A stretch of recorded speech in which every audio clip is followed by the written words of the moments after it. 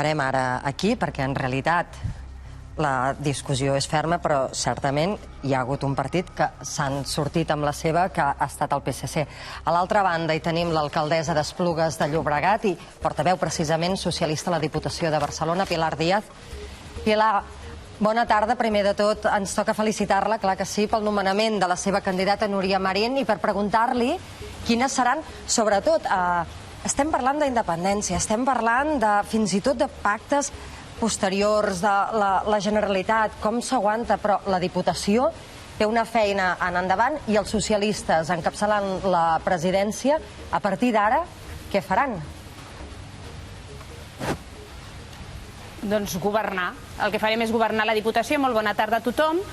I ho farem com s'ha fet de manera tradicional a la mateixa Diputació. Crec que és una gran desconeguda, perquè en aquestes 4 dècades que hem tingut d'ajuntaments democràtics i, per tant, d'aquest tipus d'institució, hem tingut presidents de diferents colors. Els primers van ser socialistes, a continuació hem tingut, durant els 2 mandats anteriors, presidents convergents en aquell moment, i la manera de treballar és una manera de treballar sempre pensant en el municipalisme, en enfortir els governs locals, i per tant nosaltres al capdavant de la Diputació, amb la presidència i dintre del govern, el que farem serà continuar treballant per fer polítiques innovadores, per posar-nos al servei de la ciutadania, però sobretot, com deia abans, per poder enfortir els governs locals de municipis que alguns són molt petits, tenim pobles, viles, ciutats, alguns necessiten d'aquest suport i d'aquesta assistència de la Diputació de Barcelona i, com jo diria, sempre s'ha fet,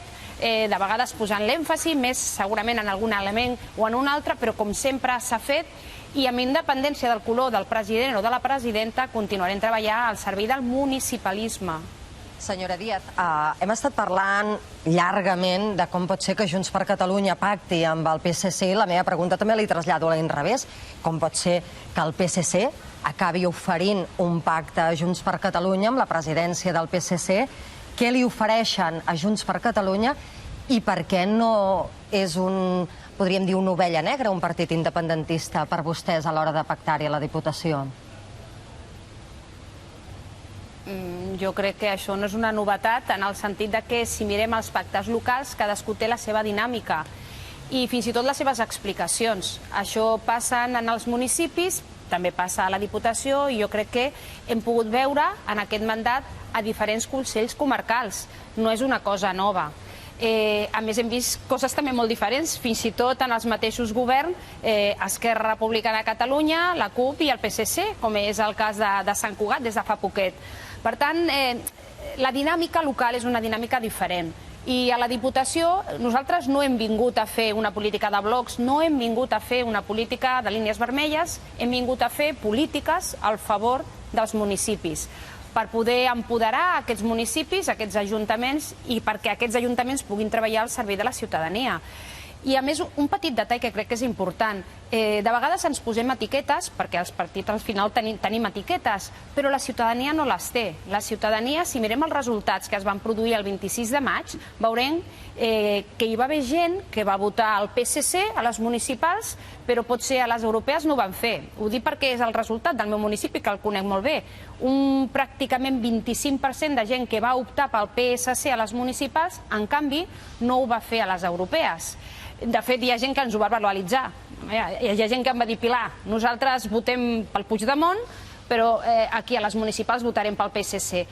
I això com és possible? Doncs sí, una mateixa persona el mateix dia, amb una urna aquí i una al costat, decideix votar coses tan diferents i tan diverses, perquè les dinàmiques a nivell local són molt diferents de les que podem veure a nivell de país. Senyora Díaz, interpreto que, per tant, vostè entén clarament que, no sé, el president o el futur president del govern espanyol, Pedro Sánchez, no vulgui independentistes i que això sigui el que bloqueja precisament el seu pacte amb Podem, mentre vostès sí que ho fan.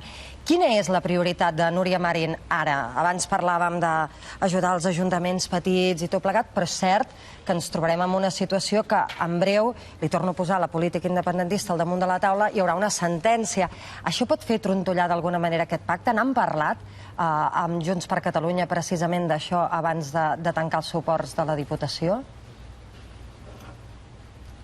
N'hem parlat i fins i tot ho hem escrit, a l'acord que hem escrit, i que sustenta aquest acord per la governabilitat de la Diputació i per la presidència, que pugui ser ostentada per la Núria Marín. El que hem acordat, i això torno a repetir, m'estic repetint, doncs el que hem acordat sobretot és treballar en favor dels municipis. És ben conegut que no tenim exactament la mateixa posició en temes de país, en temes de Catalunya i més enllà.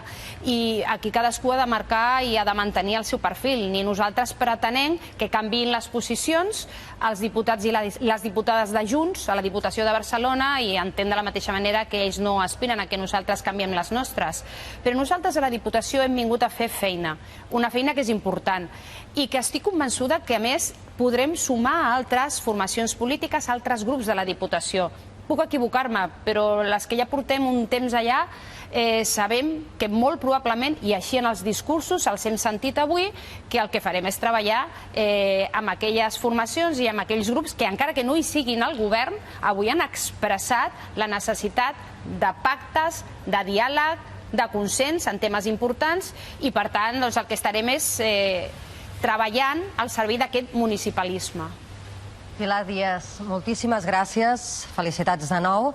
I sap què li dono les gràcies? Durant una setmana hem parlat de la Diputació i probablement finalment l'hem coneguda una mica més a fons. Gràcies.